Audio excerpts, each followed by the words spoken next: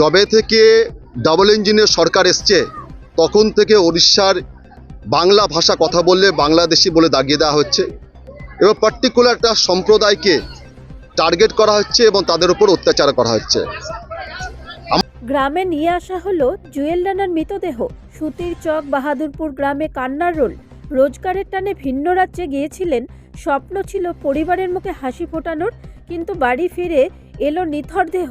শুক্রবার সকাল থেকেই এমনই মর্মান্তিক বাস্তবতার সাক্ষী রইল মুর্শিদাবাদের সুতি থানার চক বাহাদুরপুর গ্রাম। উড়িষ্যা থেকে গ্রামে পৌঁছায় রাজমিস্ত্রি শ্রমিক জুয়েল রানার মৃতদেহ। দেহ গ্রামে ঢুকতেই কান্নায় ভেঙে পড়েন পরিবারের সদস্যরা। শোকের ছায়া নেমে আসে গোটা এলাকা জুড়ে। পরিবারের পাশে সকালে বাড়িতে পৌঁছায় সুতির বিধায়ক ইমানি বিশ্বাস ও তৃণমূলের প্রতিনিধি দল।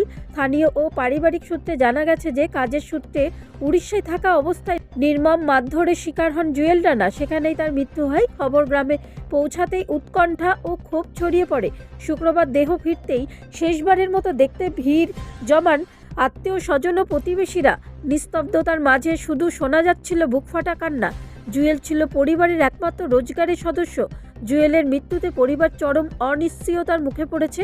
প্রতিবেশীরা জানান, শান্ত স্বভাবের জুয়েল কাজ ছাড়া কিছুই ভাবতেন না।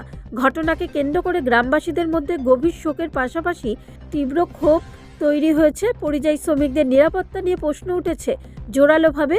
তাদের দাবি, ঘটনার সঙ্গে যুক্তি দোষীদের দ্রুত গ্রেপ্তার করে দৃষ্টান্তমূলক শাস্তি দিতে হবে। পাশাপাশি ভিন্ন রাজ্যে কাজ করতে যাওয়া শ্রমিকদের সুরক্ষা নিশ্চিত করার দিকে প্রশাসনের হস্তক্ষেপ জরুরি বলে মত এলাকাবাসীদের। পরিস্থিতি আপনার সবই জানছেন, সবই বুঝছেন। আমরা বাঙালি, আমরা ভারতবাসী, ইন্ডিয়ান। বাংলার বহু মানুষ, কেউ পরিযায়ী শ্রমিক হয়ে, কেউ বিজনেসের ক্ষেত্রে, কেউ ব্যবসা ক্ষেত্রে বিভিন্ন রাজ্যে, আমরা ভারতের বিভিন্ন জায়গায় আমরা কর্মক্ষেত্রে যাই। যেখানে ভারতবর্ষে ডবল ইঞ্জিনের সরকার আছে, বিজেপি শাসিত রাজ্য আছে, সে ছত্তিশগড় বলেন, উড়িষ্যা বলেন, মধ্যপ্রদেশ বলেন, আসাম বলেন, আপনার উত্তরপ্রদেশ বলেন, হরিয়ানা বলেন, রাজস্থান বলেন, সমস্ত রাজ্যে বাঙালি বাংলায় কথা বলতে গেলেই তাদেরকে আঘাত করছে। এর আগেও বহু ঘটনা ঘটিয়েছে সেই রাজ্যগুলিতে। আমি একটা কথা বলতে চাই, আমাদের বাংলার মুখ্যমন্ত্রী মমতা বন্দ্যোপাধ্যায় সেই পরিবারের পাশে বিগত দিনও ছিল, এখনো আছে।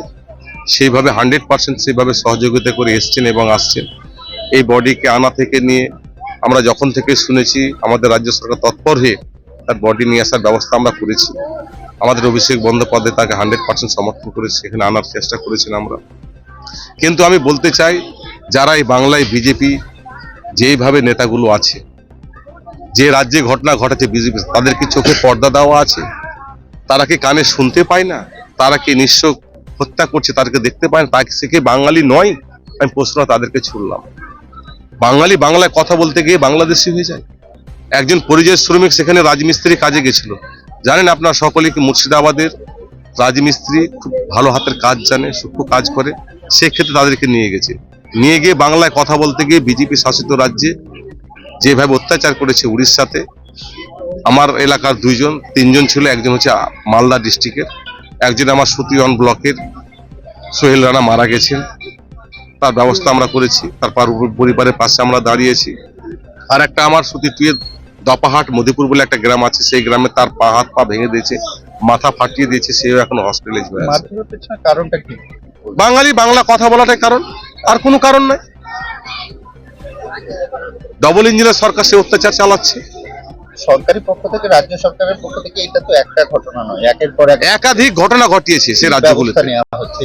বিশেষ করে উড়িষ্যা। আমি যেটুকু জানি, আমাদের মুখ্যমন্ত্রী মমতা বন্দ্যোপাধ্যায় তত্ত্বাবধানে সেখানে 6 জনকে অলরেডি অ্যারেস্ট করিয়েছে, কেস এফআইআর হয়েছে।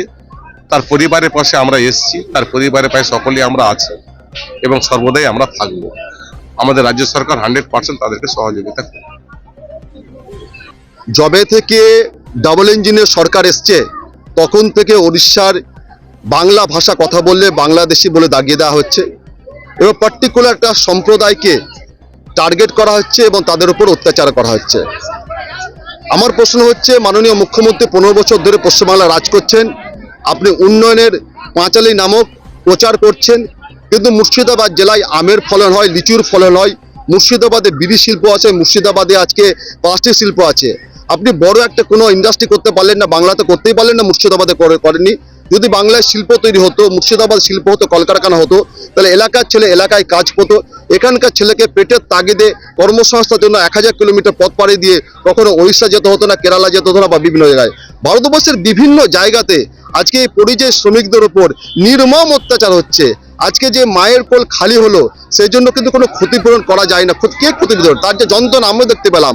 মা আমাদেরকে বলছিলেন যে ছেলে যখন 20 তারিখে ছেলে গেছে, মানে ব্যুরো রিপোর্ট, রাষ্ট্রীয় প্রসার বাংলা।